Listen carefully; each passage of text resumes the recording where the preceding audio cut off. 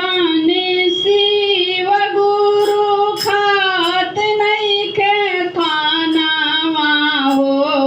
रुसल बाने शिव गुरु खात नहीं के खानावा की भंगिया बीनो शिव गुरु चलावे चटकानावा की भंगिया बीना शिव गुरु चलावे चटकानावा की भंगिया बीना शिव गुरु सलबाने शिव गुरु खात नहीं के खानावा की भंगिया बीनो शिव गुरु चलावे चटकानिया की भंगिया बीना शिव गुरु चलावे चटकानिया भंगिया बीना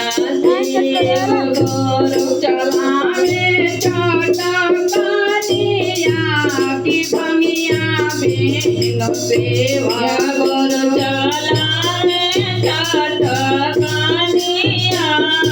भंगिया बीना शिव गुरु कावनो उपाय करके गुरु के मनाई। कावनो उपाय करके गुरु के मनाई।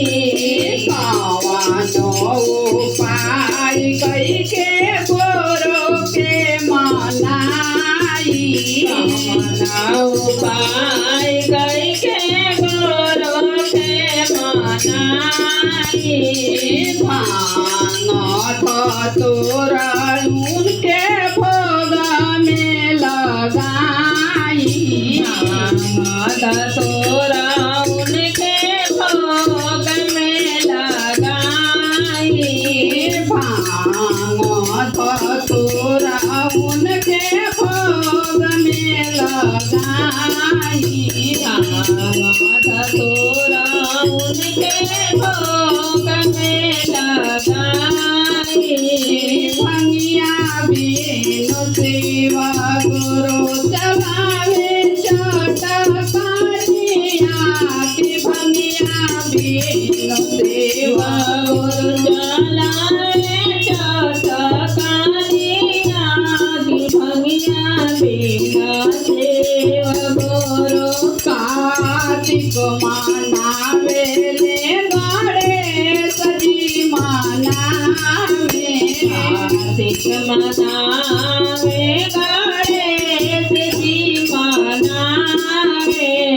कार्तिक मनावे हो गणेश जी मनावे।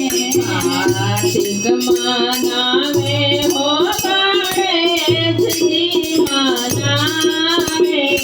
दौड़े दौड़े दौड़े दौड़े नारद जी हो विष्णु जी के बोलावे।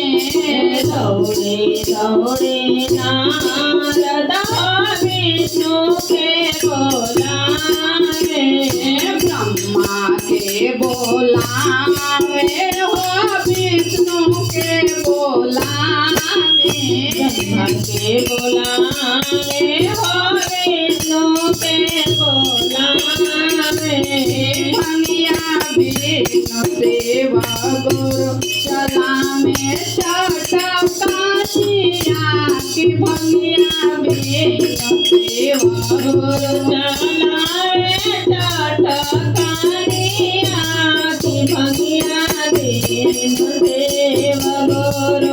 रोसल बाने शिव गुरु खात नहीं के खानावा हो। रोसल बाने शिव गुरु खात नहीं के खानावा की भंगिया बीनो शिव गुरु चलावे चटकानिया की भंगिया बीनो शिव गुरु चलावे चटकानिया की भंगिया बीनो शिव हर महादेव।